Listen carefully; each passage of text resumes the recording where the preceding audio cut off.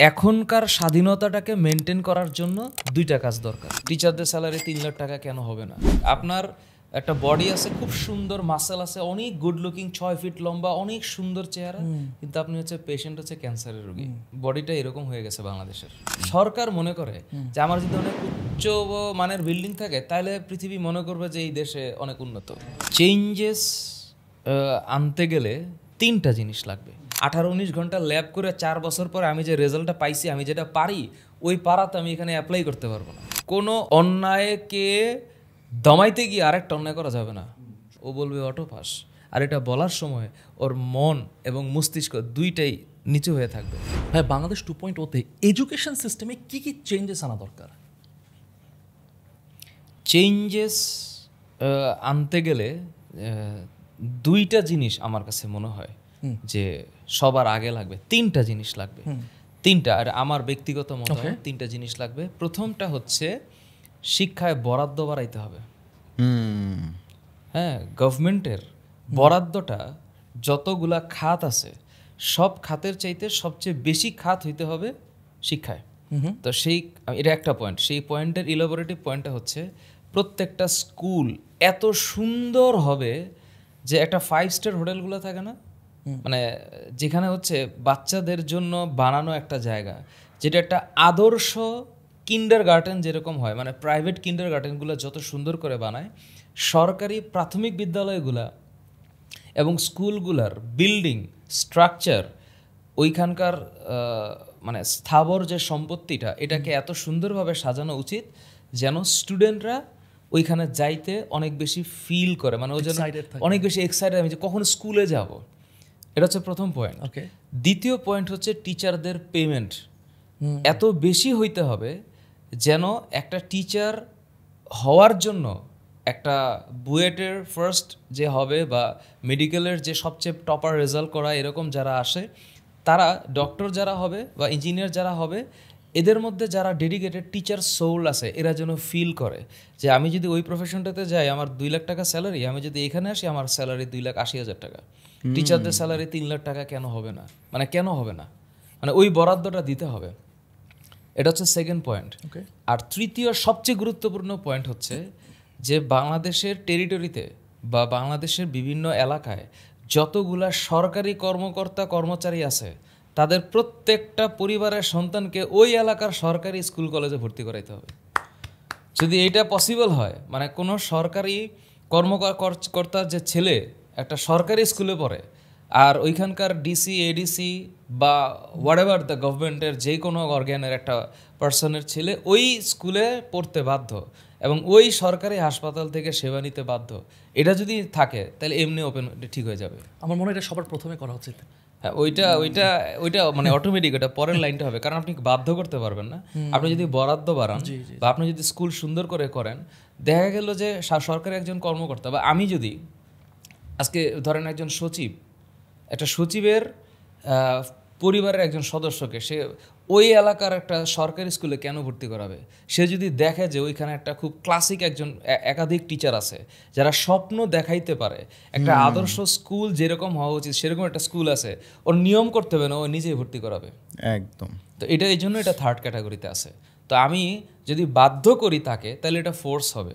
কিন্তু আমি এটাকে তৃতীয় পয়েন্টে রাখছি এই কারণে, কারণ আমার ওনাকে আনার জন্য একটা অ্যাট্রাকটিভ মাইন্ডসেট দিয়ে যদি তাকে ও এমনি দিবে। আপনি খুব সুন্দর কথা বলছেন যে আসলে মানে শুনতে তো এটা ভালো লাগে যে আপনি সরকারি কর্মকর্তা, আপনার বাচ্চাকে অবশ্যই এখানে পড়াইতে হবে, rather than creating the system ও যেন ওই অ্যাপিলটা পায়, ও যেন এখানে চলে আসে। এক্সেলেন্ট। এখানে একটা বিষয় যেটা আসলে টিচারদের বেতন সবসময় কেন কম হয়ে আসছে? কারণ আমরা এটাকে জাতিগতভাবে এটা দেখানো হয়েছে যে এইটা মানে খুব গুড একটা ফিল্ড না। কারণ আমাদের সবচেয়ে বেশি মানে সরকার কোন কোন খাতে আপনি বেশি টাকা খরচ করে আপনি দেখবেন সব ইনফ্রাস্ট্রাকচার ডেভেলপমেন্ট। সরকার মনে করে যে আমার যদি অনেক উচ্চ মানের বিল্ডিং থাকে তাহলে পৃথিবী মনে করবে যে এই দেশে অনেক উন্নত, ভালো আছে। হ্যাঁ, এখানে যদি 50টা ফ্লাইওভার থাকে আর 100টা ব্রিজ থাকে, এটার মানে হচ্ছে যে ডেভেলপমেন্টের একটা ক্রাইটেরিয়া। বাট ওইটা একটা মানে ভোগাস একটা জিনিস। আপনার একটা বডি আছে, খুব সুন্দর মাসেল আছে, অনেক গুড লুকিং, 6 ফিট লম্বা, অনেক সুন্দর চেহারা, কিন্তু আপনি হচ্ছে পেশেন্ট হচ্ছে ক্যান্সারের রোগী। বডিটা এরকম হয়ে গেছে বাংলাদেশের। অ্যাকচুয়ালি হচ্ছে আমার দেশ উন্নত হবে যখন বাংলাদেশের মানুষের সুখ থাকবে, হ্যাপি ফেস থাকবে, মানুষ দেশ ছাড়তে চাইবে না, দেশে থাকতে চাইবে। এই ফ্যাক্টর যখন ক্রিয়েট হয় তখন একটা দেশ সুন্দর হয়। আমি যখন ভুটানে গেছিলাম 2018 সালে, তখন আমি দেখছি সেখানে একটা মন্ত্রণালয় আছে, মানে কি যেন একটা নাম আমি ভুলে গেছি, এটা সম্ভবত হচ্ছে সুখ মন্ত্রণালয়। মানে এরা কতটুক সুখী এইটা যাচাই বাছাইও তারা করে ভুটানে। আপনি গেছেন কখনো ভুটানে? You should visit the place, this is marvellous. আমি থিম্পুতে ছিলাম, ক্লাসিক একটা মানে দেশ, আমার কাছে ভালো লাগছে, পাহাড়ের মধ্যে একটা দেশ। আমার দেশটাকে, বাংলাদেশকে আমি যতটুকু ভালোবাসি আমি নিজে বলতে পারি, আমার অলওয়েজ মনে হয়েছে যে living the country is not the solution, the solution is reforming the country. True. সবাই যদি দেশ থেকে চলে যায়, ওই দেশের বাইরে গিয়ে কি সবাই ভালো আছে? মানে মানে আমি আমার দেশের জন্মায় আমি দেশ থেকে চলে যাব, এটা কেমন কথা? মানে প্যাট্রিয়টিজমটা আপনি যাই বলেন না কেন, হ্যাঁ সবাই উন্নত দেশে যাওয়ার চেষ্টা করবে, তাই বলে ম্যাসিভ লোকজন চলে যেতে চাইবে দেশ থেকে? না তো, দেশের প্রতি মানুষের টান থাকবে না? টান তো থাকবেই। তো ওই টান যদি করতে হয় তাহলে দেশটাকে সুন্দর বানাইতে হবে, এবং সেইটা ওই খালি ইনফ্রাস্ট্রাকচার ডেভেলপমেন্ট দিয়ে হবে না, ওইটা মানুষের মন এবং মনন যেন সুন্দর থাকে, এইটা করতে হবে। আমি এডুকেশন সিস্টেমের চেঞ্জের মধ্যে এইটাই দেখি।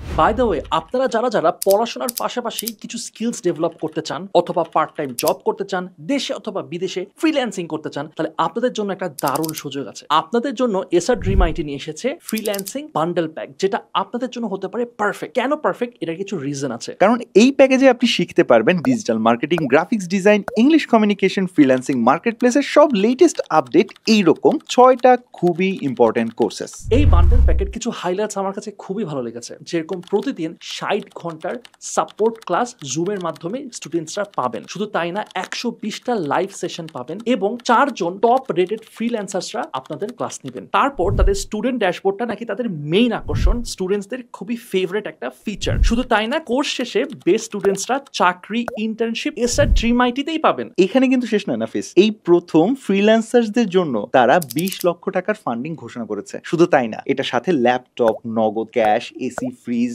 এগুলো জেতার সুযোগ রয়েছে। And the good news is SR Dream IT তাদের 4 বছর উপলক্ষে 90% ডিসকাউন্ট দিচ্ছে স্টুডেন্টসদের জন্য। আর অ্যাডিশনাল 10% ডিসকাউন্ট 2 সেন্সের অডিয়েন্সরা কিন্তু 2CP10 এই কোডটা ব্যবহার করলে on top of that 90% discount আরো 10% ডিসকাউন্ট অ্যাডিশনালি পেয়ে যাবে। ডিসকাউন্টের উপর ডিসকাউন্ট। সো দেরি না করে আজই রেজিস্টার করে ফেলুন। ডেসক্রিপশন বক্সে এবং কমেন্ট বক্সে সব ডিটেলস দেওয়া আছে। আমি একটা এক্সপিরিয়েন্স শেয়ার করতে চাই, এটা কতটা রিলেভেন্ট হবে আমি জানি না। আমি ভাই 2017-17 দিকে হচ্ছে দেশব্যাপী কিছু ট্রেনিং প্রজেক্টের সাথে যুক্ত হই। পুরো 64 জেলায় আমাদের ট্রেনিং প্রজেক্ট।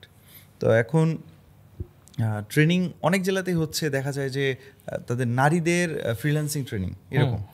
তো বিভিন্ন মনে করেন নারায়ণগঞ্জে এই 25 জন স্টুডেন্ট নেওয়ার কথা না, ওরা জোর করে বলে আমাদের কোনো ভাতা দিতে হবে না, কিছু করতে হবে না, আমরা তাও ক্লাস করবো। অ্যাডিশনাল স্টুডেন্ট এসে বসে থাকতেছে। প্রতিটা জেলায় এরকম কম বেশি অবস্থা। একটা জেলায় আমি নিজে ট্রেনার হিসেবে গেলাম, বাকি জেলাগুলো আমি ট্রেনার না, আমি ওগুলো মানে আমার টিম কাজ করে, আমি ওটা দেখভাল করি। একটা জেলায় আমি নিজে ট্রেনার হিসেবে গেলাম। ওইখানে গিয়ে ওই জেলাটা, আমি নামটা একটু আশা করি আপনারাও টের পাবেন কতক্ষণ পর, খুব সুন্দর। যাওয়ার পরে দেখলাম ভাই ওই জেলায় এমন কিছু নাই, মানে সেখানে মানে নাই। আপনি ইউ নেম দ্য পুরো এলাকার স্টেডিয়াম, ও এটা আছে, ওইখানে একটা ইনডোর স্টেডিয়াম, সুইমিং কমপ্লেক্স, মানে আপনি বলতেছেন ও মাই গড, ঢাকার বাইরে একটা জেলা এত আধুনিক, সব কিছু আছে। মজার ব্যাপার, আমার ক্লাস স্টুডেন্ট থাকতো 2 জন 3 জন। এডুকেশনের দিকে কোনো আগ্রহ নাই, কারণ ওই জেলায় জন্ম নিলেই আপনি কিছু না কিছু পেয়ে যাবেন। হ্যাঁ, বোঝা গেছে। এখন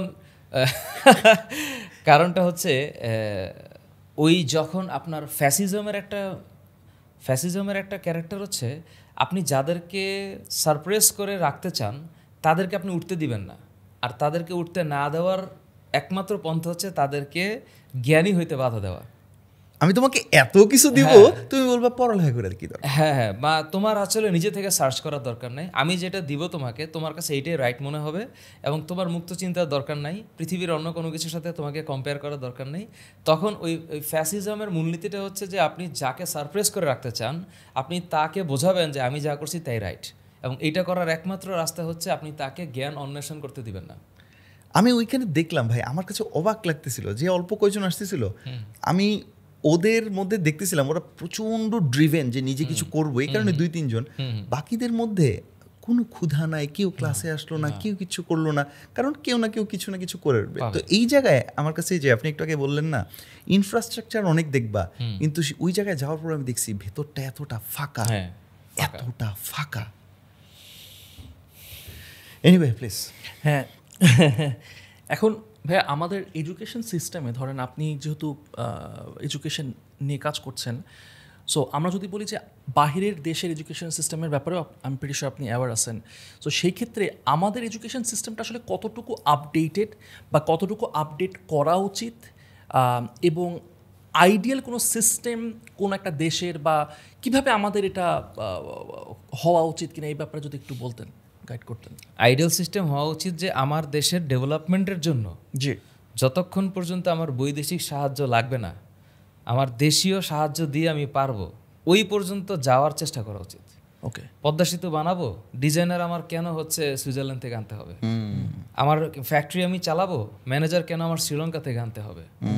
বা আমি একটা কয়লা খনি প্রজেক্ট করতে চাচ্ছি, আমার কেন সাউথ আফ্রিকা থেকে একজন অ্যাডভাইজার আনতে হবে? তো ওই অ্যাডভাইজার আমি দেশে প্রডিউস করি। তো আমার দেশের রিসোর্স আমাকে আইডেন্টিফাই করতে হবে, ওই রিসোর্সকে মানে ইউটিলাইজ করার যে মেধা, সেই মেধাটা দেশে প্রডিউস করতে হবে। এই জন্যই তো গভর্নমেন্ট বৃত্তি দেয়, স্টাইপেন্ড দেয়, স্কলারশিপ দেয়। কেন স্কলারশিপ দেয়?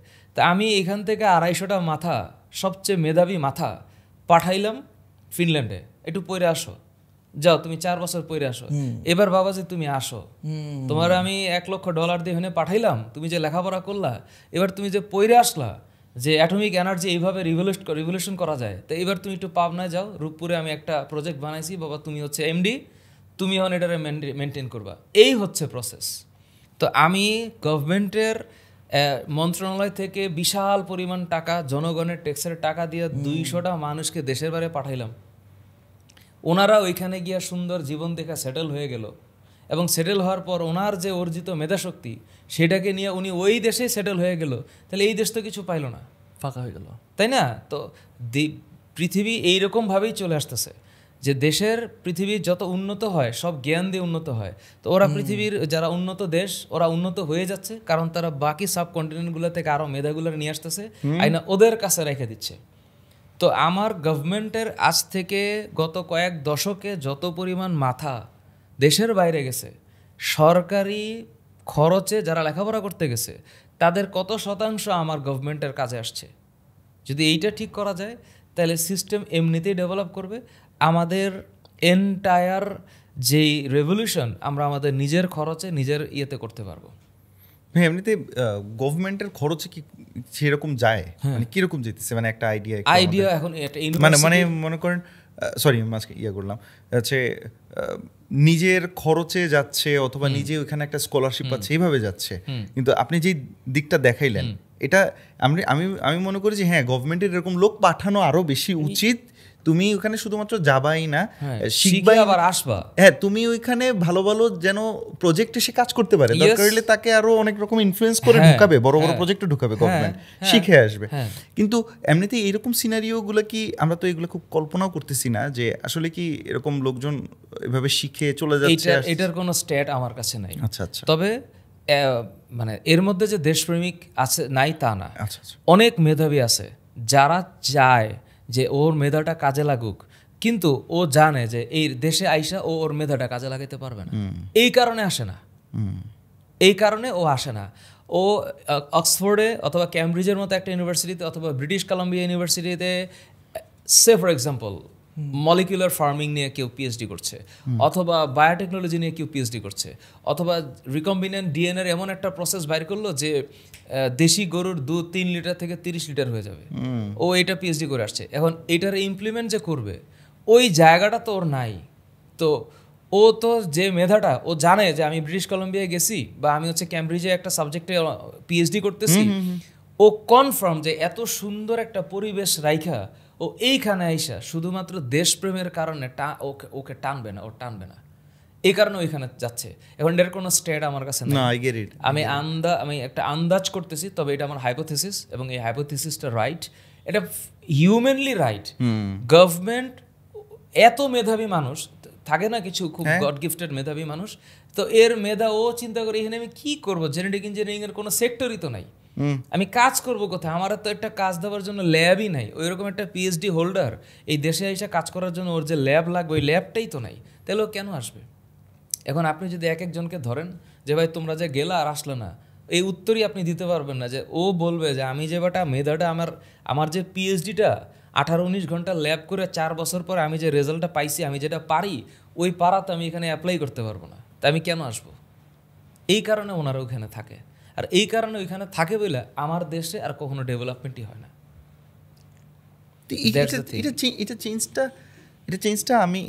ওই যে বরাদ্দ, হ্যাঁ ওই যে একটা যে ল্যাব, অক্সফোর্ডের যে ল্যাবে ওই পিএইচডি হোল্ডার কাজ করতেছে, ওই রকম একটা অ্যাক্টিভিটি এই দেশে বানাইতে হবে। ভাই ল্যাব কিন্তু হয়েছে, কিছুদিন আগে আমি দেখছি ল্যাব হয়েছে। কি ল্যাব হয়েছে আমি একটু বলি আপনাকে। হ্যাঁ, প্রচুর পরিমাণ আইটি ল্যাবের নামে অনেক কম্পিউটার কেনা হয়েছে। হ্যাঁ, আর এই কম্পিউটার চালানোর মানুষটা নাই। ল্যাব হয়েছে ভাই সারা দেশে, প্রতিটা স্কুল কলেজে ল্যাব হবে, কিন্তু ল্যাবের কোনো অ্যাক্টিভিটি নেই পার্টিকুলার মন্ত্রণালয় থেকে। সেটাই। সো হ্যাঁ, দেশ আইসিটিতে একদম আইসিটিতে বড় হয়ে যাব আমরা, মানে ভরাই দিছে। খুব ভালো, কোন উদ্দেশ্য থেকে করছে কি করছে আলহামদুলিল্লাহ। হ্যাঁ, কিন্তু আমার ওই যে অলরেডি পিএইচডি হোল্ডার সেই মানুষগুলা, তাদেরকে নিয়ে আসি, কারণ আমার তো টিচারও দরকার। ভাই দিন শেষে আরও যে এরা তৈরি হবে, আমার প্রসেস শুধু এইটাই যে আমি এখান থেকে 200 জন করে অক্সফোর্ডে পাঠায় তৈরি করব কেন? ওই মানুষগুলো এখানে যখন শিখাইতে থাকবে আমার এখানেই তৈরি হইতে পারবে না, প্রোডাকশন হইতে পারবে না। না তাদেরকে নিয়ে এসে আমি টিচার বানাইতে পারি, না আমি এরকম ইন্ডাস্ট্রি তাদের কাছে দিতে পারি। ভাই এইটাও আবার আপনি একটু দেখেন, অ্যাড্রেস করেন যে বাইরে ইন্ডাস্ট্রিরা রিকোয়ারমেন্ট দেয় যে আমাকে এই রিলেটেড একটু রিসার্চ করাও। হ্যাঁ হ্যাঁ, তোমার এই রিসার্চটা আমি কিনতে চাই, আমি ইনভেস্ট করব। নট অনলি দ্য গভর্নমেন্ট, না প্রাইভেট অর্গানাইজেশনও রিসার্চ করে, বিশাল। হ্যাঁ, এই জায়গায় ইন্ডাস্ট্রির এনগেজমেন্ট আপনি কি দেখতেছেন? তার আগে জাস্ট একটা জিনিস অ্যাড করে দেই, বাংলাদেশের এগ্রিকালচার অ্যান্ড ইউনিভার্সিটি এত বড় একটা জায়গা, তারা আজ পর্যন্ত 130-31 কতগুলো ধানের প্রজাতি তৈরি করলো, ওই বাজারে তো ওই হাতে গোনা অল্প কয়টাই দেখি। সেটাই, সিন্ডিকেটও তো কাজ করে ভাই। আছে, অবশ্যই আছে। একটা বিজ্ঞানী ডক্টর মকসুদ আলম, পাটের জিনের কথা বলি আমি, কাজ করছে না? অবশ্যই করছে। আমাদের দেশে বিজ্ঞানী নেই? আছে তো। কিন্তু এই যে বেগুন নিয়ে আমি আসলে একটা সাক্ষাৎকার দেখছিলাম, আমি ওনার নামটা বলতে পারছি না, মাফ করবেন। একজন বিজ্ঞানী সায়েন্টিস্ট, খুবই প্রথিত সায়েন্টিস্ট, উনি কোনো একটা জিনের বেগুন নিয়ে একটা গবেষণা করে একটা কাজ করছিলেন। অবশ্যই এটা সবাই জানে, বাকিরা যারা অ্যাকচুয়ালি ওই ফিল্ডে আছে।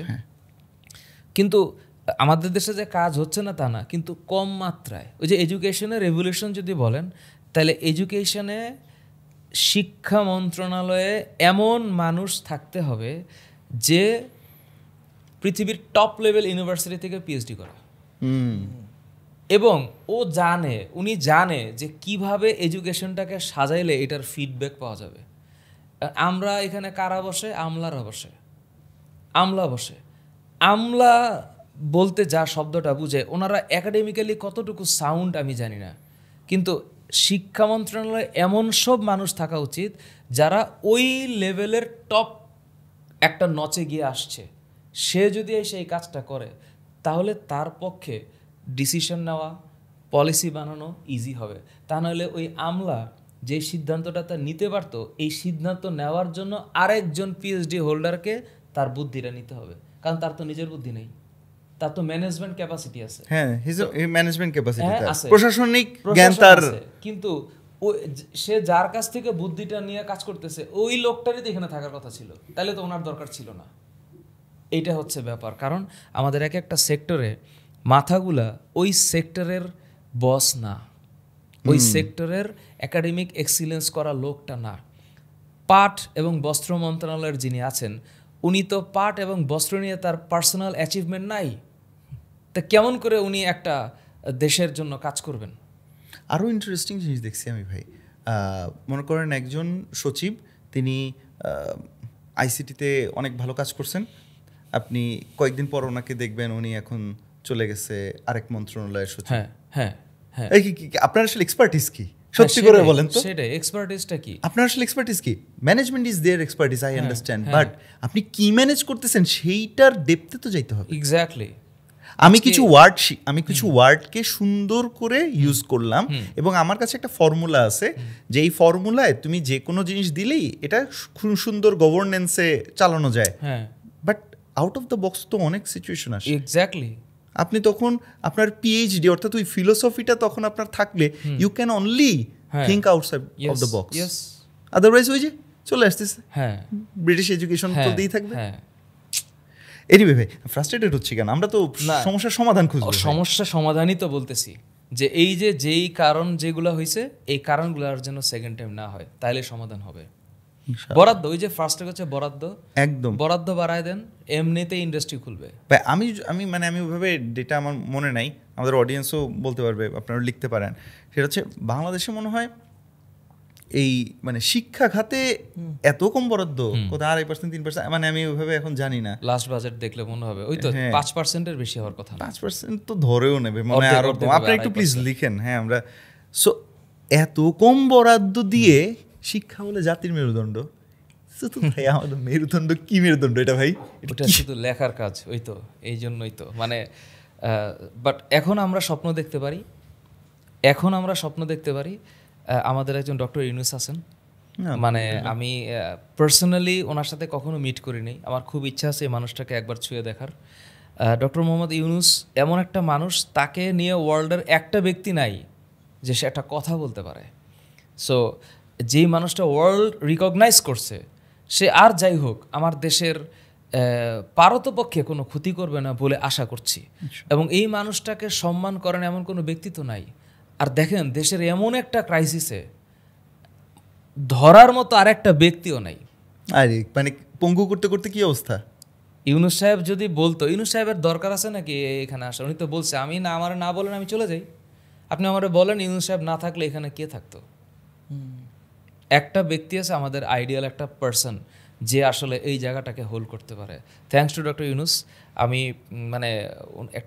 আপনি ভাবেন 84 বছর বয়সের একটা মানুষ বিমান থেকে ফ্রান্সে করে আইসাব, যেদিন আসলো সেদিন আইসাব গণভবনের শপথ, পরের দিন মন্ত্রণালয়। একটা এনার্জি, কত পার্সেন্ট এনার্জি থাকলে একটা মানুষের পক্ষে এটা সম্ভব? এবং আল্লাহ তাকে এই জাতির জন্য ভালো কিছু করার সুযোগ দিক। এই জাতিটাকে এই জাতির উচিত হবে ওনার কাছ থেকে ভালো কিছু প্রত্যাশা করে ধৈর্য ধারণ করা এবং ওনাকে কাজ করতে দেওয়া। উনি ওনার কথা যদি অ্যাপ্লিকেশনটা যদি প্রপারলি হয়, ডেফিনেটলি এত তাড়াতাড়ি ভালো কিছু হয়ে যাবে না, ভালো হবে, এটা আশা করা যায়। ট্রু ভাই। একটা জিনিস খুব স্ট্রংলি এখন বিলিভ করি, সেটা হচ্ছে এই যে চেঞ্জটা, আমি একটু আগেও আপসেট হয়ে যাচ্ছিলাম এইরকম বাজে অবস্থা এডুকেশনের।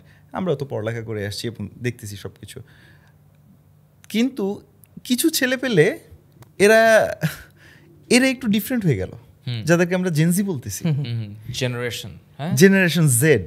এটা তো আরেক শব্দ, একটা বাজে শব্দ। তার এরপরে আর কোনো জেনারেশন আসবে না, তারপরে তার একটা অ্যালফাবেট লাগবে না। এখন Z1, এখন যদি আরেকটা রেভলিউশন হয় তাহলে এরপরে কি জেনারেশন 0?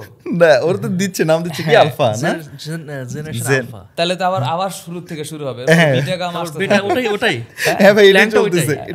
আসলে জেনজি নামের প্রবর্তন আর কিভাবে আসছে, এটা তো গ্রামার মেনটেন করে আসে নাই। তবে আমি ব্যক্তিগতভাবে বলবো যে জেনজি এই শব্দের প্রবর্তন এবং এই শব্দের উৎস নিয়ে আমার যথেষ্ট সন্দেহ আছে।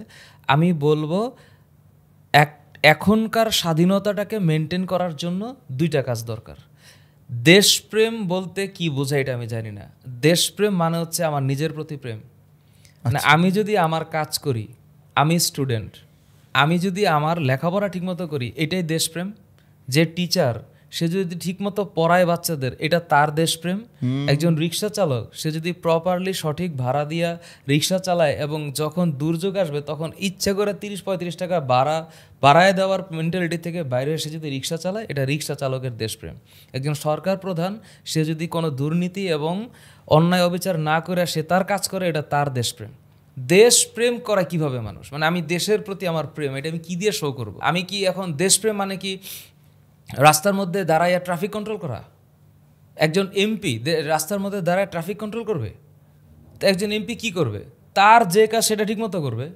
তার কাজ হচ্ছে ওই তার টেরিটরিতে যেখান থেকে সে নির্বাচিত হয়েছে ওই এলাকার মানুষের কষ্ট লাঘব করার জন্য গভর্নমেন্টের কাছ থেকে, অর্থ মন্ত্রণালয়ের কাছ থেকে ফান্ড নিবে, আর নিজে চুরি না করে তার গদি ঠিক রাখার জন্য অর্থ ব্যয় না করে ওই কাজটা ঠিকমতো করবে।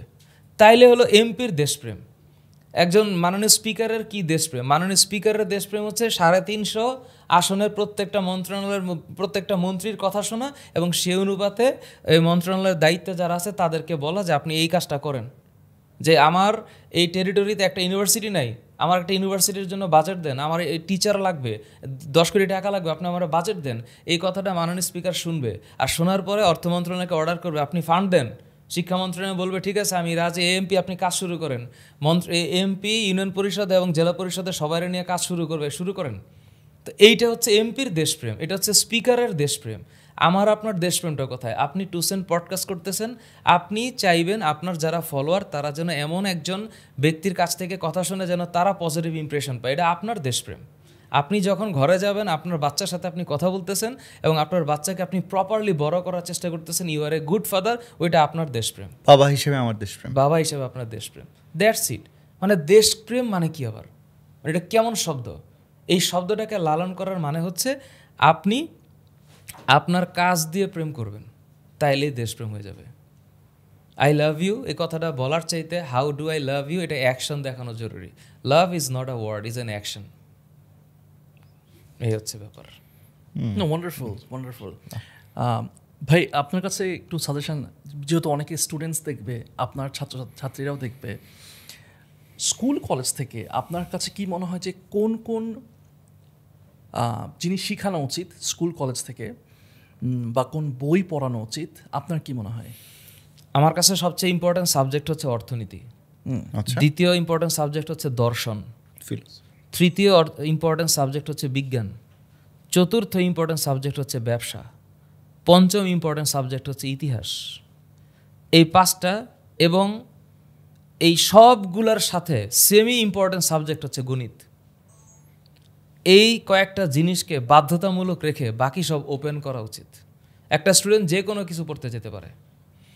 এখন যেই সিস্টেমে আমরা আগাচ্ছি, ক্লাস 9-10 এসে সায়েন্সের মানে স্টুডেন্টরা মনে করে যে সায়েন্স আর্টস কমার্স মানে 3টা ভাগ হয়েছে এবং সবচেয়ে মেধাবী স্টুডেন্টরা সায়েন্স পড়া উচিত। কথাটা যেই বলুক না কেন একেবারে 100% সত্য বলছে। কারণ সবচেয়ে মেধাবী স্টুডেন্ট যদি সায়েন্স না পড়ে ওই ফিজিক্স কেমিস্ট্রি ম্যাথের ভারও নিতে পারবে না।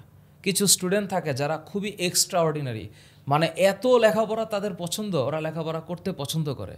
তো ম্যাথ এবং ফিজিক্সের যেই জটিল জটিল বিষয়গুলো আছে ওই ধীর স্থির মাথায় কাজ করবে বেশি, তারই সায়েন্স পড়া উচিত। যে মনে করে না বিজ্ঞান আমার কাছে ভালো লাগে না, ফিজিক্সের কঠিন কঠিন ম্যাথ আমার কাছে ভালো লাগে না, আমি বিজনেস করব, আমি ব্যবসা করব, আমি অর্থনীতি পারি, আমি জানি কিভাবে বিজনেস করতে, তার কমার্স পড়া উচিত। আর যে মনে করে যে না আমার এই দুইটাও হচ্ছে না, আমি একটু দর্শন নিয়ে পড়তে চাই, আমি একটু অর্থনীতি নিয়ে পড়তে চাই, আমি একটু অন্য কিছু পড়তে চাই, তার আর্টস নেওয়া উচিত। এটা আরও যারা আমি তো একেবারে ক্ষুদ্র জ্ঞান সম্পন্ন মানুষ, আরও যারা অনেক বেশি পরিমাণে জ্ঞানী তারা ডিসাইড করবে যে ক্লাস 9-এ এসে একটা স্টুডেন্টকে কিসের ভিত্তিতে সায়েন্স আর্টস কমার্স নেওয়া উচিত। এবং স্টুডেন্টের এই সুযোগও দেওয়া উচিত যে পরের বছর আইসা ও যে সিদ্ধান্ত নিছে আমি সায়েন্স আর্টস কমার্স পড়ব, নেওয়ার পরে ওর মনে হয়েছে যে না এটা আমার দিয়ে হবে না, ও যেন চেঞ্জ করতে পারে, এই সুযোগও থাকা উচিত। পারফেক্ট, তাহলে লেখাপড়া ঠিক হয়ে যাবে। একদম ঠিক। সো ধরেন একটা ক্লাস 9-এ একটা বাচ্চা বা ছেলে মেয়ে, সে কিভাবে বুঝবে যে আচ্ছা আমার কোন জিনিসটাতে আমার যাওয়া দরকার? ক্লাস 8-এ টিচার তাকে পড়াবে, ক্লাস 8-এর যে টিচার যখন ক্লাস 8-এ তো জেনারেল নলেজ, ক্লাস 8-এ টিচার ওকে বুঝাবে যে ওই যে বললাম মানসম্পন্ন টিচার, উনি যখন ক্লাস আইসা ম্যাথ করাবে তখন স্টুডেন্টরা বলবে এই যে দেখ এই যে ম্যাথ এর চাইতে এই ভার্সনটা আছে সায়েন্সে গেলে, এগুলা পাবি তোরা। ওই ক্লাস 8-এ 7-এ 6-এ ও উচ্চ বিদ্যালয়ে উঠছে না, তো ওর কাছে ক্লাস 9-10-এর স্টুডেন্টের অ্যাক্সেস আছে, তো ওদের সাথে কথা বলবে, ওদের বইটা দেখবে। এখন স্টুডেন্ট নিজের থেকে উদ্যোগ নিবে, টিচার ওরে বুঝাইতে হবে কেন, ও টিচারের কাছে যাবে, স্যার সায়েন্সে গেলে কি কি হয় বলেন তো স্যার, খুব সুন্দর, স্যার কমার্সে কি কি স্কোপ আছে। এই যে স্বপ্নটা ও ক্লাস 8-এ ফিক্স করে ফেলবে যে আমি কি করব, ওকে বুঝাইতে হবে না, ও নিজের থেকে আগ্রহ নিয়ে বুঝতে পারবে ও আচ্ছা স্যার সায়েন্স থেকে তাইলে ঢাকা ইউনিভার্সিটিতে এই ইউনিটে পরীক্ষা দিয়ে এটা করা যায়, ও ক্যারিয়ারটা তাহলে এইরকম, লেদার টেকনোলজি আছে, ফার্মেসি আছে, ফার্মেসির প্রতি তো আমার একটা টান আছে, কারণ ওর বাবাও তো ধরেন ঢাকা ইউনিভার্সিটি থেকে পাশ করছে, তো ওই রকম একটা ফ্যামিলির ছেলে তো অলরেডি জানে যে ক্যারিয়ারটা কেমন, তো ততক্ষণ ও হিসাব করে ফেলবে।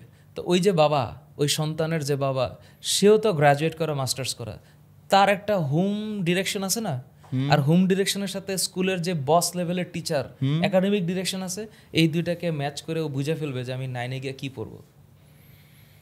তার মানে ওই স্টুডেন্টটার ধরে নিলাম বাবা ওরকম এডুকেটেড না, আচ্ছা ধরে নিলাম যে ওর টিচার ওরকম সাপোর্টিভ না, তারপরও ও স্কুলের সিনিয়রদের কাছ থেকে শিখবে, সিনিয়র কাছে যাবে, ওর ফ্রেন্ডের বাবার কাছে দেখা করবে, অমুক আঙ্কেলের সাথে দেখা করবে। এটা সেলফ ড্রিভেন একটা অ্যাটিটিউড থাকতে হবে যে আমার ফিউচারটা কি হবে এটা আমি একটু খুঁজি। তো এখন ও মনে করি কথা বলতে পারে না, ধরে নিলাম, এক্স্যাক্টলি এটা চিন্তা করতেছিলাম। এখন এই যে মনে করেন আপনি এই কথাটা বলছেন, আমার মতো একটা ছেলে গিয়ে কালকে থেকে সব বন্ধুর বাবার সাথে দেখা করা শুরু করবে, নো প্রবলেম।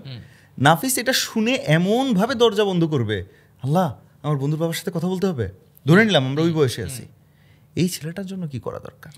ওর ওর মানে ওর তো ভিতর থেকে আগে ভয়, আপনি তো পৃথিবীর সবাইকে ঠিক করতে পারবেন না, এটা সেলফ ড্রিভেন অ্যাটিটিউড, এটা ওই বাচ্চার ভিতরে থাকা লাগবে যে আমি জীবন উন্নতি করতে চাই। যে এটা করতে চায় তার জন্য আটকানোর কিছু নাই, আর যে পারে না সে কথা বলতে চাইলেও পারবে না, কথা না বললেও পারবে না। তার মানে তুমি কথা বলতে পারো কি পারো না, তোমার ইচ্ছা থাকলে আলটিমেটলি তুমি এটা উচ্চাইতে পারবে। অর্থাৎ তুমি হয়তো মানুষের সাথে ডিরেক্ট গিয়ে মিশতে কথা বলতে পারতেছো না এই মুহূর্তে, তুমি দুইটা বই, দুইটা আর্টিকেল একটু সার্চ করো, তুমি পডকাস্ট শুনো, আজকের পডকাস্টটা শুনো, তুমি নিজের নাম প্রকাশ না করে বড় বড় ভাইদের মেসেজ দাও, দেখো হ্যাঁ এখন তো ইন্টারনেট যে কমিউনিটি আছে সবাই জানে যে বিষয়গুলো কেমন হয়। তার মানে আমি ওই যে ভাই দিন শেষে ওই কথাটা যে আমি দেশপ্রেম বলতে আমার যে দায়িত্বটা, আমি যেটা করতে চাই, আমি কি জাস্ট এভারেজ একটা মানুষের পড়ে থাকবো, নাকি আমি আমাকে যে যোগ্যতাটা আল্লাহ দিতেছেন বা দিবেন সেইটার প্রপার ইউটিলাইজটা করব, সেই জন্য আমার ভেতরে যে আগ্রহটা আছে, আমরা বলি না একটা আগ্রহ, একদম ভাই আমি মনে করি আজকে এটলিস্ট স্টুডেন্ট যারা দেখতেছে তারা ফাহাদ স্যারের কাছ থেকে এই নসিহা বা অ্যাডভাইসটা নেক, যে তুমি জানো না তুমি কি হবা, তুমি জানো না তোমার ভবিষ্যৎটা কি আছে, জানার দরকার নেই, কিন্তু তুমি ইচ্ছা রাখলেই হবে, বর্তমানটা সাজাইলেই হবে। ও যদি বর্তমানটা সাজাতে পারে, মানে দুইটা জিনিস মাথায় রাখতে হবে একটা ছাত্রের, যে আমি জীবন উন্নতি করতে চাই, আগ্রহ, হ্যাঁ আগ্রহ থাকা লাগবে, এবং সেলফ মোটিভেশন থাকা লাগবে, যে আমি উন্নতি করতে চাই, আমি একটু দেখবো আমার সিনিয়রদের অ্যাক্টিভিটি, ভাই আপনারা যে সায়েন্সে পড়ছেন একটু দেখান তো, ভাই আপনি যে আর্টসে পড়ছেন আর্টসের বইগুলো কেমন কি আছে, তো ওই সিনিয়র যখন একটা প্রপার গাইডেন্স দিতে পারবে, টিচার আছে না, টিচার ওরিয়েন্ট করবে স্টুডেন্টকে, টিচার হচ্ছে সে যে তার স্টুডেন্টকে স্বপ্ন দেখাইতে পারে। তাহলে তো আমি রোবট দিয়েই পারি পড়াইতে, রোবট এসে পড়াবে, এটা হচ্ছে প্রেশার F/A, এটা হচ্ছে ফোর্স, এটা ম্যাস ইনটু অ্যাসিলারেশন, আর এই যে গাড়ি দৌড়াচ্ছে শেষ। তো এর দূর পড়ানোর পর কি হবে, এখন তোর স্বপ্ন দেখাইতে হবে, এই যে তুমি ফোর্সটা শিখলা, এখন তুমি অটোমোবাইল ইঞ্জিনিয়ারিং যখন করবা বা যখন একটা গাড়ির ডিজাইন করবা, বিষয়টা এমন, ও হো আচ্ছা তাহলে লেখাপড়া, এই যে কানেকশন, ভবিষ্যতের সাথে তার কানেকশন, এইটা যদি টিচার করাইতে না পারে তাহলে একটা টিচারের ব্যর্থতা হচ্ছে সেখানে। বই তো সবাই পড়াইতে পারে, বই পড়ায় দিলাম, সিলেবাস শেষ করে দিলাম, আপনার স্টুডেন্ট মজাই পাইল না, সে টিচার হওয়ার স্বপ্ন দেখলো না, আপনি তার কাছে আইডিয়াল একটা ক্যারেক্টার হইতে পারলেন না, ইটস এ টাফ থিং। আমার কাছে মনে হচ্ছে কি এই যে আপনি খুব ইম্পর্টেন্ট একটা কথা বলছেন, এবং আমি আমি মনে করি যে in a way I think teachers are neglected. ওই যে বললাম বরাদ্দ নাই যে, তো বরাদ্দ না থাকার কারণে তো ওই স্বপ্ন দ্রষ্টা টিচারগুলো তো আসে নাই। তো না থাকলে আপনি কিভাবে ওই সার্ভিস আশা করেন? ভুয়া মুক্তিযোদ্ধা সার্টিফিকেট বাবার ওইটা ইউজ করে কোনো মতে প্রাইমারি টিচারটা যেন হয়ে যেতে পারে, তাহলে নাকি লাইফ সেট। কেন? ইনকাম তো বেশি না প্রাইমারি টিচারের, লাইফ কিভাবে সেট হয় অনেক লজিক আছে, তাদের অনেক মেকানিজম তৈরি করা আছে। এই যে আজকে এখানে মানে কর্পোরেট আলাপ করতেছি, অনেক কিছু তো পুরো দেশের মধ্যে নেগেটিভ সিস্টেম ঢুকে বসে আছে। যে লোক টিচার হইছে অলরেডি একটা ভালো অ্যামাউন্ট খরচ করে প্রাইমারি স্কুলের টিচার হবো, অমুক জায়গার কেরানি হবো, এই হবো, সে হবো, সেই লোকটা আবার স্বপ্নদোষটা হবে ভাই? নো নো, কোনোভাবে। How do you expect? No, এই জন্যই তো সিস্টেমটা হচ্ছে এরকম। ওই যে টিচার হইতো যদি সবচাইতে ক্লাসিক একটা প্রতিযোগিতা দিয়ে, কোচিং সেন্টারগুলোতে যেভাবে টিচার সিলেকশন হয়। আচ্ছা, পাশে তো model ready. Yes, coaching centre হইলে সব ঠিক আছে। সিলেকশন করার জন্য যে পরীক্ষা হয়, সেই পরীক্ষায় সবচেয়ে হাইয়েস্ট লেভেল পাওয়া 10টা ছেলে বা মেয়েকে ডাকে, তারপরে ইন্টারভিউ হয়, ইন্টারভিউ থেকে 2জনকে সিলেক্ট করে ক্লাস করায়, তাই না? মক ক্লাস করো। প্রাইভেট অর্গানাইজেশন তো ওই ক্লাসিক লেভেলের টিচার ছাড়া চলবে না। তো আমরা ওই যে সুপার 30 দেখছি, তো সুপার 30 টিচার ঋতিককে তো কিনতে চাইছিল একটা কোচিং সেন্টার, তো ও তো দেখছে যে আসলে ওইটা ওর জায়গা না। তো ওই জন্য ওই যে আপনার শুরুতেই যখন দুর্নীতি থাকবে, সে স্বপ্নদ্রষ্টা হইতে পারবে না। এই সিস্টেমটাকে যদি ঢালাওভাবে সাজানো যায় এবং টিচারকে যদি হালালভাবে, ওই যে এই জন্য ধর্মীয় সেন্স লাগবে যে আপনি যে দুর্নীতি করতেছেন, আপনি যে আরেকজনের টাকা মেরে খাচ্ছেন, এটার জবাব যখন উপরে থাকবে, তখন ও এই দুর্নীতিটা করবে না। এই জন্য সিস্টেম যদি ঠিক থাকে না, মানে প্রশাসন যদি ঠিক থাকে, আপনি যত পজিটিভ আলাপ করেন সব সম্ভব। আর যদি সিস্টেম ঠিক না থাকে, আপনি এই যে আমাকে যে ধরে পিটাইছে, ও জানে যে আমার গায়ে হাত দিলে মানে এইটা ও পারতেছে না হাত দিতে, কিন্তু ওরা কি হাত দেওয়াচ্ছে? ও যে আমার বললো আমি তো চাকরি করতেছি, ওরা তো ওর উপরে একটা অর্ডার আসছে, তো সেই অর্ডার ফলো করতে গিয়ে সবাই সবার প্রতি অবিচার করতেছে, এবং সেই অবিচার করতে না পারলে ওর চাকরি থাকবে না এবং ওরে জেলে দিবে। তো ও যখন জেলে যাবে, এই ভয়ে ও ওই বাজে অর্ডার, যেটা অপরাধমূলক অর্ডার, সেটা বাস্তবায়ন করতেছে। কারণ ও এইটা বলবে যে আমি চাকরি করি, আমার হাত পা বাঁধা। তো যখন আপনার সিস্টেম ঠিক থাকতো, তাহলে ওসি বা ডিসি বা এডিসি কেউ আমার গায়ে হাত দিতে পারতো না। আমি যদি কোনো অপরাধের কারণে সন্দেহপ্রবণ হয়ে থানায় যাইতামও, আমার গায়ে হাত দিত না, ওরা আমাকে কোর্টে পাঠাইতো এবং এটা কোর্টে প্রমাণ হইতো আমি দোষী না নির্দোষ। কোর্ট যদি আমাকে দোষী সাব্যস্ত করে তাইলে আমার জেল হইতো, আর দোষী সাব্যস্ত না করলে আমি মুক্তি পাইতাম। এটা ছিল প্রসেস। কিন্তু সেই প্রসেস যখন উল্টায় গেল, তখনই আমার গায়ে হাত আসলো এবং আমার মারধর করা হইলো। আর ওনারা কি বলল, আমি তো চাকরি করি, আমি তো এই অর্ডার আমি মানে শুনতে বাধ্য। অ্যাজ ইফ এটা বললেই হয়ে যায়। আমার মনে হয় ভাই, এই সব কিছুর মধ্যে থেকে মানে যা শুনতেছি বা আমাদের এই আলোচনার মধ্যে থেকে আমার মনে হয় যে দুইটা জিনিস খুব গুরুত্বপূর্ণ। কারণ কেউ তোমাকে নিজে থেকে ধরে খাওয়াই দিবে না, মানে স্টুডেন্টদের বলতেছি, কেউ ধরে খাওয়াই দিবে না। সো স্টুডেন্টকে শিখতে হবে যে শিখতে হয় কিভাবে। ইয়েস, মানে এই মুহূর্তে আমি কি শিখতেছি না শিখতেছি, দেশ মানে পুরো টেকনোলজি থেকে শুরু করে সব কিছু এত ফাস্ট চেঞ্জ হচ্ছে। একটা স্কিল শিখে মানে আমি মানে এত কিছু, ও অলওয়েজ শিখবে যে শিখতে হয় কিভাবে, এটা কন্টিনিউয়াস প্রসেস। শিখতে হয় কিভাবে, হয়তো ওইটা আরেকটু ডিসকাস করতে পারি আমরা। আর টিচারদের মনে হয় শেখা দরকার শিখাইতে হয় কি। Exactly, it's not about what to teach or what to learn, it's about how to teach, how to learn. I see a Fahad sir, I don't see, আমার জানানোর দরকার নাই ফাহাদ স্যার কি শিখায় literally, but I would love আমার সন্তান বড় হইলে, আমি তো পিছিয়ে পাচ্ছি, বড় হইলে আমি বলতাম যে যা ফাহাদ স্যারের সাথে দেখা করে। অথবা ফাহাদ স্যার একদিন ফাহাদ ভাই ওই যে আপনার কাছে একটা চকলেট পাঠাচ্ছি ভাই, কেন আমার বাচ্চাটারে পাঠাবো, আপনি চকলেটটা দিয়েন কেন, আপনারা দেখা ও একটা ওর ভেতর টিচারের প্রতি, আপনিও আমার বলবেন আরে লাগবে না, আমি chocolate খাওয়াইতেছি। I don't want you to teach particular any subject. I want that personality ওইটা একটা বড় to be transferred. যে দেখ স্পিরিচুয়ালিটি শিখায় কিভাবে, আমি দেখ শিখতে হয় কিভাবে। আমার একটা এক্সাম্পল, মানে টিচাররা যে আসলে কি লেভেলের আমাদেরকে ইনফ্লুয়েন্স করে, আমি একটা এক্সাম্পল দিই। আমার একটা প্রাইভেট টিউটর ছিলেন। সো উনি আমাদেরকে এত এত মানে ডেডিকেশন দিয়ে পড়াতেন। খুব যে বেতন পেতেন এমন কিন্তু না, কিন্তু মারাত্মক ডেডিকেশন। এমন হয়েছে যে সকালে আসছেন, একদম রাত পর্যন্ত পড়াচ্ছেন এক্সামের আগে। তো ওনার কাছ থেকে আমি একটা জিনিস শিখেছিলাম, সেটা হচ্ছে আমাকে হয়তো বা 1 ঘন্টা পড়ানোর কথা বা 1.5 ঘন্টা পড়ানোর কথা, কিন্তু উনি পড়ায় যাচ্ছেন 1 ঘন্টা, 2 ঘন্টা, 3 ঘন্টা। সো আমি বিলিভ মি, আমি যখন ইউএসএতে ছিলাম আমার প্রত্যেকটা স্টুডেন্টকে আমি বেশি করে পড়াতাম। আর আমি যখন পড়াতাম তখন আমি ওই ভাইয়াটার কথা মনে পড়তো।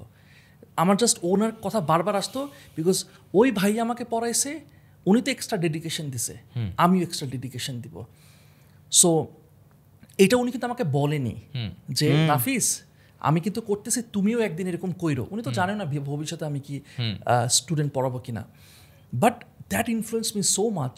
উনি একটা কথা আমাকে বলছেন যে কি আমি চাই আমার মতো আরও 5টা মানুষ হোক, that's all I want in my life, এবং তার থেকে যদি আরও 5টা ভালো মানুষ হোক, দ্যাটস ইট। সো এই চেইনের যে ব্যাপারটা আমার মনে আছে যে কি আমার এমনও হয়েছে যে কি কোনো একটা সাবজেক্ট আমি হেইট করি জাস্ট বিকজ সেই টিচারটা হয়তো বা আমাকে ঠিক মতো পড়াইতে পারেনি। এবং কত স্টুডেন্ট যে হেইট করে পার্টিকুলার সাবজেক্টস জাস্ট বিকজ সেই টিচারটা হয়তো বা সেই আগ্রহ নিয়ে পড়াইতে পারেনি, অথবা সেই মানে এক্সাইটমেন্টটা কনভে করতে পারেনি। এমন আছে কঠিন কঠিন সাবজেক্টস আমার কাছে খুব ভালো লাগছে জাস্ট বিকজ স্যার বা ম্যাডাম এত সুন্দর করে বুঝাইছেন, যা এত সহজ। এবং বিলিভ মি, মানে টিচারদের অবদান যে কত বড় আমার কাছে মাঝে মাঝে মনে হচ্ছে বাবা মার থেকে হয়তো বা টিচারদের অবদান আরও বেশি, কারণ তারা তো অনেকক্ষণ ধরে স্কুলে স্পেন্ড করে, এবং ওনাদের অনেক পড়ানোর মেথড, অনেক শিখানোর যে মেথড, এটাও আমি আমার কিন্তু যখন স্টুডেন্ট পড়াতাম সেম জিনিসটা আমি করতাম। কঠিন একটা জিনিসকে আমি কীভাবে সহজ করে করতাম, এবং আলহামদুলিল্লাহ আমার মনে হচ্ছে আমার স্টুডেন্টসরা আমাকে খুবই পছন্দ করতো। সো আসলে এই জিনিসটা যেটা বলেন যে কি মানে টিচারদের ভূমিকা মানে অনেক বেশি, এবং এখানে আমার মনে হচ্ছে আরও বেশি গুরুত্ব দেওয়া দরকার।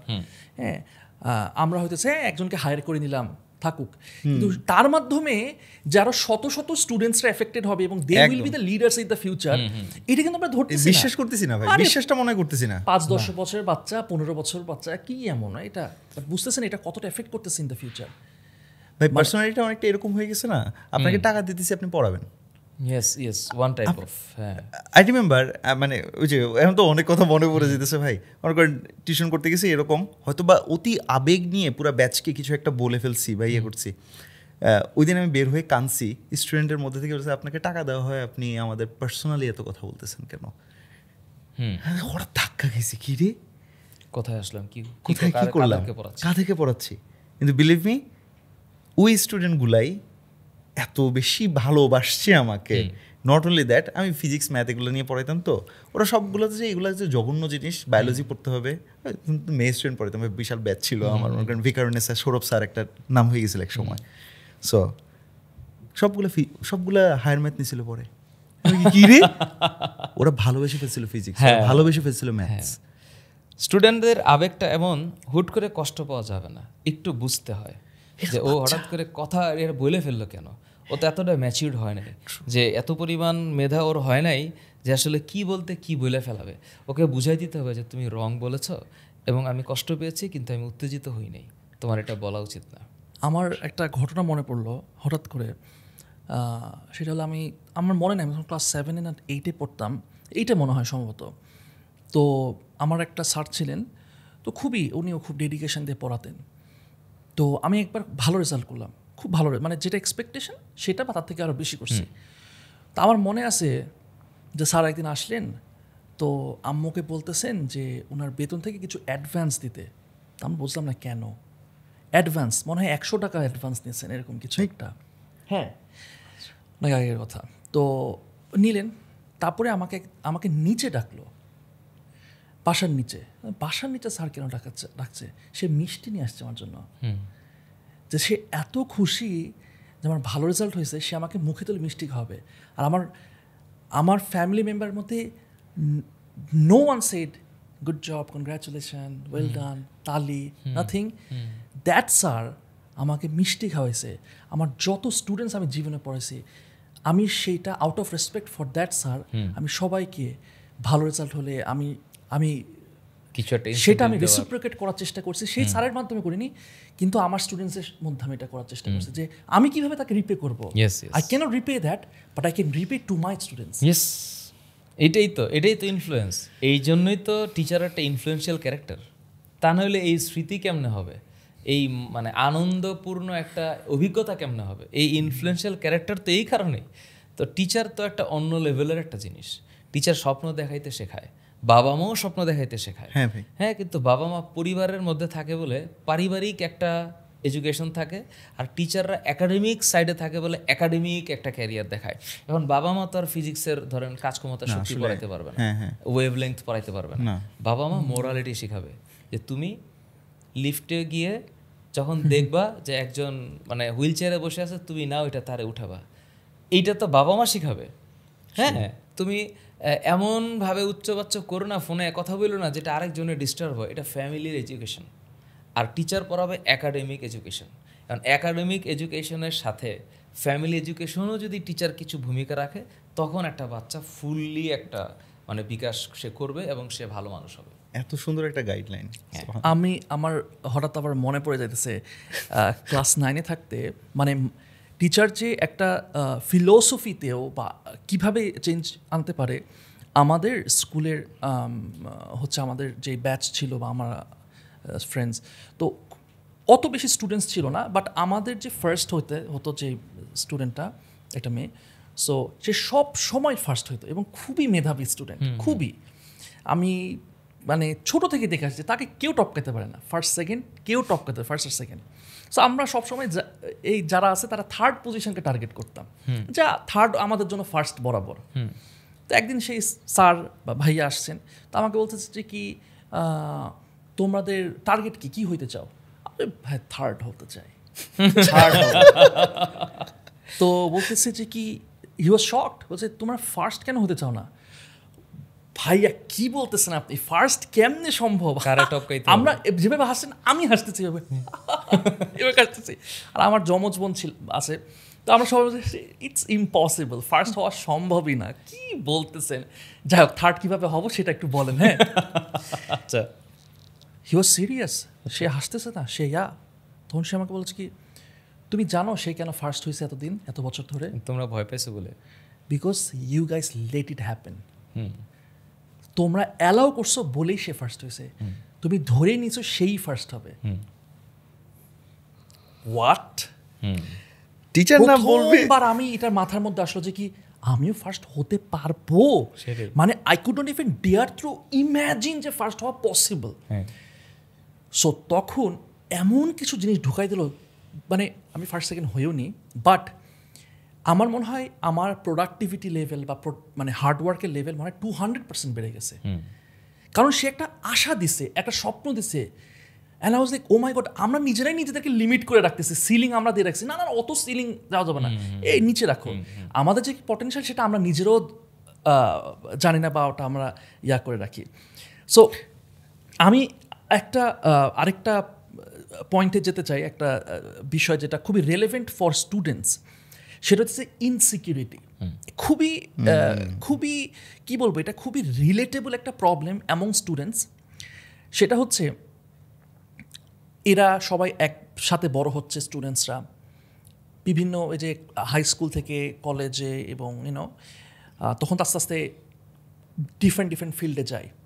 যে প্যারাটা সবচেয়ে বেশি স্টুডেন্টসরা খায়, তার বন্ধুরা কোথায় গেল, তার বন্ধুর অনুযায়ী আমি কোথায় গেলাম, এটা কিন্তু খুব বাজে লেভেল একটা সাইকোলজিক্যাল, তাদের মধ্যে মেন্টাল একটা ছোটোখাটো টর্চার বলা যায়। যে কি অমুকে ন্যাশনালে পড়তেছে, অমুকে বুয়েটে চান্স পেলেও ঢাকা ইউনিভার্সিটিতে চান্স পেয়েছে, আমি কি প্রাইভেটে পড়বো, কেউ বিদেশে যাচ্ছে, একটা খুব বাজে লেভেলে একটা ডিলেমার মধ্যে থাকে।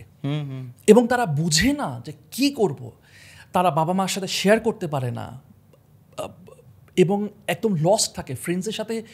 সো একটা খুব আমি প্রিটি শিওর অনেকে রিলেট করতে পারবে এই জায়গাটা। এটা একটা খুব কঠিন একটা সময় থাকে, এই 1-2 বছর। এই জায়গাটা একটা স্টুডেন্টের মাইন্ডসেটটা কেমন হওয়া উচিত, খুব ডিফিকাল্ট কোয়েশ্চেন। মাইন্ডসেট আসলে কেমন হওয়া উচিত এই জিনিসটা স্টুডেন্টের জন্য ফিক্স করা ডিফিকাল্ট, কারণ ও যেই জায়গাতে আছে, ও যেই স্ট্রাকচারাল এনভায়রনমেন্টে আছে, ও যেই ফ্যামিলিতে বিলং করে, ও যে সোশিও ইকোনমিক স্ট্যাটাসে আছে, এই সব কিছু বিষয়টাকে প্রভাবিত করে। সো এটা ইউনিভার্সাল কোনো লাইনকে ডিফাইন করে না। ওকে, ওর মনে রাখা উচিত, একটা স্টুডেন্টের একটা জেনারেল লাইন মনে রাখা উচিত যে সময় অপচয় করা যাবে না, টাইম ইজ মানি। আচ্ছা, দ্বিতীয় কথা হচ্ছে জীবনকে উন্নত করার যথেষ্ট স্কোপ আছে, সেটার জন্য প্রচণ্ড ইচ্ছা শক্তি থাকা লাগবে। আর পৃথিবীতে যারা বড় হয়েছে তারা এত কিছু সামলায়া উতরায়েই বড় হয়েছে, এবং এই কিছু উতরানোর এবং সফলতা অর্জন করার কোনো শর্টকাট নেই, এটাকে গো থ্রু করতে হবে। এই কয়েকটা জেনারেল লাইন যদি মনে রাখা যায়, তাহলে একটা মন্ত্রীর ছেলেও উন্নতি করতে চায়। এখন আপনি আমাকে বলেন, একটা মন্ত্রী বা খুব একজন শিল্পপতি পরিবারের একজন সন্তান, ওর জীবনে কি টার্গেট হবে? ও তো জীবনে অভাবই দেখে নাই, তাই বলে কি তার জীবনে উন্নতি করার সুযোগ নাই? আছে, বিকজ উন্নতির ডেফিনিশনটাই হচ্ছে ভেগ, মানে কোনটা উন্নতি এটাতে কোনো ফিক্সেশন নাই কোনো। তো একটা খুব দরিদ্র পরিবারের ছেলে, সেও উন্নতি করার স্বপ্ন দেখে। তো দুইজনে উন্নতি করার স্বপ্ন দেখতেছে, দুইজনের জীবনে ভালো কিছু করার স্বপ্ন দেখতেছে, কিন্তু দুইজনের পার্সপেক্টিভ আলাদা। আমার মনে হয় যে একটা স্টুডেন্টের যদি ইচ্ছা শক্তি থাকে, সে যেই সোশিও ইকোনমিক স্ট্যাটাসেই থাকুক, যেই ফ্যামিলিতেই বিলং করুক, সে যে ক্লাসেই পড়ুক, সে মানে একটা এই নদী ভাঙন এলাকায় থাকুক আর শহরের সবচেয়ে দামি বিল্ডিংয়ের একটা অ্যাপার্টমেন্টে থাকুক, দুইজনের স্বপ্নটাই বড় থাকতে পারে। দুইজনকেই পরিশ্রম করতে হবে, একজন একটু বেশি ফ্যাসিলিটি পাবে, আরেকজন কম পাবে, কিন্তু ওর সুখের অনুভূতির চাইতে ওর সুখের অনুভূতি বেশি হবে, কারণ ও কষ্ট দেখছে।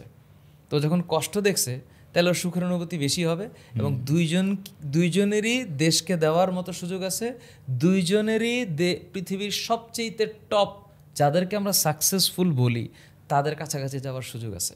তো মাইন্ডসেট থাকতে হবে এইটাই, যে আমি জীবনে ভালো কিছু করতে চাই, আমি যেখানেই থাকি মানে আমি যেন প্রপার জ্ঞানের অন্বেষণ করি, এই হচ্ছে বিষয়টা। কারণ প্রত্যেকেই কোনো না কোনো ধর্মের প্রত্যেকটা ধর্মে মানুষকে কি বলে? জ্ঞান অর্জন করতে। তা আমাদের কোরআনের কথাই তো শুরু হয়েছে ইকরা। এই ইকরা মানে পড়ো না, ইকরা মানে জ্ঞান অন্বেষণ করো, দোলনা থেকে কবর পর্যন্ত জ্ঞান অন্বেষণ করো। তার মানে প্রত্যেকটা ধর্মগ্রন্থেরও এখানে একটা ইফেক্ট আছে, যে আমাদেরকে বলা হয়েছে লার্ন হাউ টু মানে সার্ভ, দ্যাটস ইট। গ্রেট। আরেকটা টপিক নিয়ে একটু ডিসকাশনটা করা দরকার আপনার, মানে এটা ভেরি রেলেভেন্ট, সেটা হচ্ছে অটোপাস। আচ্ছা, খুবই সাংঘাতিক একটা টপিক। হ্যাঁ, একটু দিই আর কি। অটোপাসটা একটা হার্মফুল ওয়ার্ড, এটা হার্মফুল ওয়ার্ড। এটা হচ্ছে আমরা যে মেধার জন্য আমি স্লোগান দিয়েছি ঢাকা ইউনিভার্সিটিতে, যে কোটা না মেধা, তো মেধার যাচাই কেমনে হবে? অটোপাস দিয়ে না, অটোপাস দিয়ে তো মেধার যাচাই হয় না। তো মেধার অন্বেষণ করতে গিয়ে আমরা যদি অটোপাস দিয়ে দিই, সেইটা এবং প্রসেসটাই ঠিক না। কিছু পরিমাণ ছাত্রছাত্রী সচিবালয় ঘেরাও করে এটা বলাইতে বাধ্য করেছে উপদেষ্টাদের দিয়ে যে আমাদের অটোপাস দেওয়া উচিত। এই জিনিসটা প্রসেসটাই ঠিক নাই, এই অ্যাপ্রোচটাই ঠিক নাই। ওনাদেরকে সময় দেওয়া উচিত ছিল, এবং ওনারা যারা উপদেষ্টা হয়েছেন তারা নিঃসন্দেহে তাদের নিজেদের জায়গায় বস, তা না হইলে এনারা উপদেষ্টা হইতেন না। তো ওনারা অবশ্যই একটা সিদ্ধান্ত দিতে পারতেন। সুতরাং এই যে অ্যাপ্রোচটা যারা করেছে, আমি অত্যন্ত বিনয়ের সাথে বলছি যে এটা ঠিকই হয় নাই, এটা ঠিক হয় নাই। পরীক্ষা একটা নির্দিষ্ট মাত্রায় নেওয়া যেত, এবং 24 ব্যাচের যাদের অটোপাস হয়েছে, কারা খুশি আছে? যারা এসএসসিতে A+ পেয়েছে এবং ইন্টারমিডিয়েটে ওইটা লেখাপড়া করে নাই, তাদের জন্য এটা আনন্দের ব্যাপার, কারণ অটোপাস হলে তাদের রেজাল্টটা ভালো হবে। আর যে সকল ছাত্রছাত্রীরা খারাপ রেজাল্ট করেছে কিন্তু ইন্টারমিডিয়েটে এসে অনেক ভালো করার সুযোগ ছিল যাদের, এদের মনটা খারাপ হয়েছে। আমি বিশ্বাস করি সত্যিকারের ছাত্রছাত্রী যারা নিউট্রাল একটা ভিউ থেকে লেখাপড়া করেছে, এরা অটোপাসকে এই সিদ্ধান্তকে অবশ্যই স্বাগত জানায় নাই। আর যারা একটু ফাঁকিবাজি টাইপের স্টুডেন্ট আছে, এরা অত্যন্ত খুশি হয়েছে। তো অটোপাসকে আমি মানে ব্যক্তিগত পর্যায়ে এটা আমি সমর্থন করি না, এবং এটা কোনো পদ্ধতি হইতে পারে না, এবং এটা জীবনে কোনো গর্বেরও বিষয় না, এবং এটা বলে একটা স্টুডেন্ট কখনো জীবনে মানে বুক ফুলে বলতে পারবে না যে ওর রেজাল্ট কি, ও বলবে অটো পাস। আর এটা বলার সময় ওর মন এবং মস্তিষ্ক দুইটাই নিচু হয়ে থাকবে। এটা ওর গর্বের টপিক না তো, এটা ও এইচএসসি পরীক্ষা কেমনে পাস করছে, অটো পাস, এটা বললে কি শান্তি পাবে? ও কি শো করবে? ও কি রেজাল্ট কি ওর? ও তো শোই করতে পারতেছে না, তাহলে এটা কীভাবে গর্বের বিষয় হয়? সুতরাং it's not a good process. আমার মনে হয় আমরা প্রসেসটাকে ক্রিটিসাইজ করতে পারি, কিন্তু এখন নাফিস আসলে যে স্টুডেন্টগুলো অটো পাস হয়ে গেছে ওদেরকে ইউ আন্ডারস্ট্যান্ড অনেক দিন পরে এসে যদি ওদেরটা নিয়ে আবার একটু নাড়া দেই তাহলে ওদের জন্য এটা একটা কষ্টের ব্যাপার হবে। হ্যাঁ, এইটা অন্যভাবেও করা যাইতো। এখন এইটা যখন দেশে দুর্যোগ হয় আপনি কোনোভাবেই সব ক্যাটাগরির মানুষকে খুশি করতে পারবেন না। এখানে কোনো স্ট্যান্ডার্ড নাই তো, কারণ 24-এর অনেক বাচ্চা হসপিটালে আছে, 24-এর অনেক বাচ্চা গুলি খাইছে, 24-এর অনেক বাচ্চা বন্যা কবলিত। এখন যে সিচুয়েশন, এই সিচুয়েশনে কি পরীক্ষা নেওয়া যাইতো? আর এই পরীক্ষা নিতে নিতে কই যাইতো? আর তখন ভার্সিটি অ্যাডমিশন আর মেডিকেল অ্যাডমিশনের কি হইতো? তো সব কিছু মিলায় এখন যেটা অবস্থান, সিচুয়েশনটা জরুরি সিচুয়েশন। বন্যায় মানুষ ডুবতেছে, আন্দোলন হয়েছে, মানুষ গুলি খাইছে, মানুষ মারা গেছে, মানুষ হসপিটালে আছে, কেউ কেউ পঙ্গু আছে। সুতরাং যা হয়েছে এই পর্যন্ত, এক্স্যাক্টলি, এরপর যেন আর অন্যায় না হয়। আমি এক্স্যাক্টলি ভাই আপনার সাথে এটাই একমত। মানে যেটা হয়ে গেছে, অটো পাস হয়েছে বা যেটা হয়েছে, এই স্টুডেন্টগুলোকে যেন এটার জন্য আবার ট্রমা না দিই আমরা। এক্স্যাক্টলি, হ্যাঁ, ট্রমা না, আমি ট্রমার কথা বলছি না, আপনার কথা একদম পারফেক্ট, সেলফ এস্টিমের কথা। ট্রু, যে ওরা তো যারা ভালো স্টুডেন্ট ওরা তো অটো পাস চায় নাই, এবং শিক্ষা প্রতিষ্ঠান তো পরেও বলছে যে এর চাইতে আরো ভালো সিদ্ধান্ত নেওয়ার অবকাশ ছিল। এই কথাটা সুন্দর। এখন এক্স্যাক্টলি মানে লুকিং ফরওয়ার্ড, স্টুডেন্টকে আমি কখনো দোষারোপ করতেছি না, বাট ওই যে অ্যাপ্রোচটা যারা করছে দ্যাট ওয়াজ নট গুড। ওরা তো representative of whole no, but whatever the situation, এখন যা হয়েছে, প্লিজ এরপর থেকে আমি রিকোয়েস্ট করবো যত স্টুডেন্ট আমাকে দেখতেছো, রিমেম্বার, কোনো অন্যায়কে দমাইতে গিয়ে আরেকটা অন্যায় করা যাবে না। ট্রু। তাইলে কিন্তু ওই একই হইল বিষয়টা। তাইলে ওই অন্যায়ের রেজাল্ট যারা পাচ্ছে এখন, এই অন্যায়ের রেজাল্ট ওরও পাইতে হবে। সুতরাং সিস্টেমটাকে এমনভাবে সাজাইতে হবে যেন এরপরে আর কোনো অন্যায় না হয়। এই হচ্ছে কথা। এখন সামনে অ্যাডমিশন টেস্ট আছে, তো স্টুডেন্টের কাছে আমার অনুরোধ, যারা ইঞ্জিনিয়ারিং প্রিপারেশন নিয়েছো বা নিচ্ছ বা নিবা চিন্তা করছো, তারা ইঞ্জিনিয়ারিংটাকে শুরু করে দাও, কারণ ইঞ্জিনিয়ারিং প্রিপারেশনটা লিটল বিট টাফ, এটাকে একটু মাথায় রাখতে হবে। তার সাথে যারা মেডিকেল প্রিপারেশন নিচ্ছ তারা পুরোদমে মেডিকেল প্রিপারেশন নেবা, আর মেডিকেল প্রিপারেশনের সাথে ভার্সিটির ম্যাথটাকে অ্যাড করলে তোমাদের বিভিন্ন ভার্সিটি প্লাস জিএসটি এগুলো হয়ে যাবে। তো ম্যাথ, ফিজিক্স, কেমিস্ট্রি, এবং নিশ্চিতভাবে মাথায় রাখবা এবার মেডিকেলের জিকের প্যাটার্ন চেঞ্জ হবে, যেহেতু ইউনো দ্য কনটেক্সট। সো জিকের যদি প্যাটার্ন চেঞ্জ হয় তাহলে তোমরা জিকের যে রিসেন্ট সিচুয়েশন বা রিসেন্ট সিনারিওগুলো আছে এগুলোর দিকে একটু ফোকাস করো। আমার রিকোয়েস্ট হচ্ছে তোমাদের কাছে যে শিক্ষা মন্ত্রণালয়ে যেই রেজাল্টটা তোমাদেরকে দিবে সেটা একটা ইন্ডিপেন্ডেন্ট রেজাল্ট, আর ভার্সিটি কিন্তু একটা স্বায়ত্তশাসিত প্রতিষ্ঠান। তো ভার্সিটি যেভাবে ফিল্টারিং ক্রাইটেরিয়া করে তোমাদেরকে ভর্তি নিবে সেটা একমাত্র ভার্সিটি ডিসাইড করবে। ভার্সিটি চাইলে অনেক টাফ কোয়েশ্চেন করতে পারে, ভার্সিটি চাইলে অনেক নর্মাল কোয়েশ্চেন করতে পারে, ওইখানে কোনো আন্দোলন করে কিচ্ছু হবে না। আর কথায় কথায় আন্দোলন আর ঘেরাও এই শব্দগুলা থেকে একটু নিজেরা বিরত থাকো, একটু পবিত্র হও। এই জিনিসগুলা তো তোমরা যারা মাঠে ছিলে, আমিও মাঠে ছিলাম, আমি খালি গুলি খাইনি, এখন গুলি খেলে 16 আনা পূর্ণ হইতো, কিন্তু যেহেতু 14 আনা হয়েছে, জেল খাটছি। সুতরাং তোমাদের কাছে রিকোয়েস্ট যে তোমরা আর কোনো অন্যায়ের দিকে যাবা না। এবার তোমরা যারা 24 ব্যাচ মনোযোগ দিয়ে অ্যাডমিশনের দিকে চিন্তা করো, তোমাদের রেজাল্ট যাই হোক না কেন তোমরা যেন একটা ভালো ইউনিভার্সিটিতে চান্স পাইতে পারো, সেই জন্য লেখাপড়া করো। আর হ্যাঁ, এইটাও সজাগ থাকবা যেন আর কোনো অন্যায় যেন না হয়। That's it. অলরাইট, ফাহাদ ভাই, আমাদের Fahad sir, thank you so much আজকে যে সময়টা দিলেন। আমি জানি না শারীরিক অবস্থায় এখন কত রিকভার করছেন। আলহামদুলিল্লাহ, আল্লাহ আপনাকে এরকম সুস্থ রাখুক। আমার সামনে ম্যারাথন আছে 30 তারিখ, 7.5 কিলো ম্যারাথন, এরপরে 21 কিলো দিব আর 42 কিলো দিব। সারছে এনার্জি ভাই। কেন এনার্জি হয়েছে জানিস? স্পিরিট। ডিবি অফিসে ভাতটা ভালো ছিল। হ্যাঁ, ডিবি অফিসে আমাদের ভাত খাওয়াইছে, দ্যাটস দ্য এনার্জি। মাশাআল্লাহ। সো অলরাইট ভাইয়া, আমাদের স্টুডেন্টদের জন্য আসলে আরও অনেক কথা বলা যায়। আপনি আপনার থেকেও আসলে আপনার কন্টেন্ট দেখে বা আরও অনেক কিছু তারা জানতে পারে। তবে আজকে আমাদের এই ছোট্ট আলোচনার মধ্যেও যে পয়েন্টগুলো আমরা ধরার চেষ্টা করলাম, শিক্ষা ব্যবস্থার কোন চেঞ্জগুলো দরকার, সো দ্যাট আমরা আমাদের ওই স্বপ্নের বাংলাদেশ 2.0টা পেতে পারি 100%। মানে এত রক্তের বিনিময়ে 71-এর পর এত রক্ত গেছে, এত প্রাণ গেছে আমার স্টুডেন্টদের, এরপর যদি এই দেশে অন্যায় হয় তাহলে এই দেশের মানে জন্মটাই বৃথা হবে, এই দেশের মানুষদের কপাল খারাপ হবে। মানে এরপরে ছাত্র সমাজ যারা, আমার ছাত্র, আমি তো সবার সামনে থাকবো এরপর, আমার ছাত্র সমাজের প্রতি অনুরোধ, আর কোনো অন্যায়, হ্যাঁ তবে মুরব্বীদের অবশ্যই কথা শুনতে হবে, ধীরস্থির হইতে হবে, অস্থির হওয়া যায়। জেনজি মানে একদম ভাড়ায় ফেলবো, করে ফেলবো, এই ধরো আন্দোলন, ঘেরাও, মায়ের পিঠ, এইগুলো কোনো ভদ্র সমাজের শব্দ হইতে পারে না। একটা সিচুয়েশনের মধ্যে দিয়ে আমরা আসছি, এই সব শব্দ না, এখন আলোচনা হবে, ডিসকাশন হবে, একই শব্দ, সুন্দরভাবে উত্তপ্ত এন্ট্রপি না বাড়াইয়ে একটা ডিসকাশন আসতে হবে। আর আমার এন্ড থেকে আমি এবার বই লিখব, আমি ইন্টারমিডিয়েটের বায়োলজি বইটা লিখতেছি, আমি আমার কারাবন্দি জীবনের গল্প লিখতেছি, আমি এসএসসি এবং এইচএসসির জন্য যে পরিমাণ জ্ঞান আমার আল্লাহ দিয়েছে ওই জ্ঞানকে ব্যবহার করে বই লিখব। এই বই আমার ছাত্রছাত্রীদের কাছে দিব, আমার লেখাগুলো ওদের কাছে যাবে। এখন আমার স্পিরিট, আমার এনার্জি আগের চাইতে দ্বিগুণ তিনগুণ বাড়ছে এবং আমার মনে হচ্ছে যে আমি নতুনভাবে পৃথিবীতে আসছি, আমি মাত্র কাজ শুরু করলাম।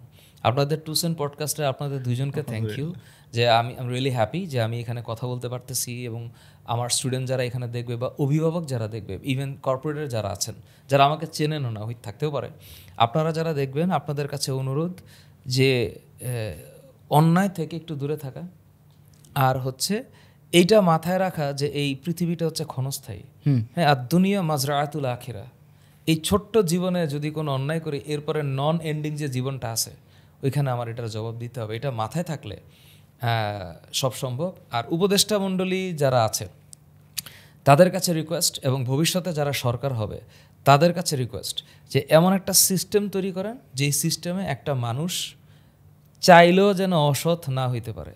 কারণ আমাদের দেশের অধিকাংশ মানুষ সুযোগের অভাবে সৎ। সো সিস্টেম ঠিক থাকলে এমনি অটো সব ঠিক হয়ে যাবে। I just want to run the system properly, that's it. Right Fahad ভাই, তাহলে শেষ লাইনটা আপনি বলেন এবং এটা দিয়ে আমরা শেষ করি। আচ্ছা, একটা কথা মাথায় রাখেন যে কাপুরুষ সাজলেও আয়ু বাড়ে না, আর বীর পুরুষ হলেও আয়ু কমে না। Thank you.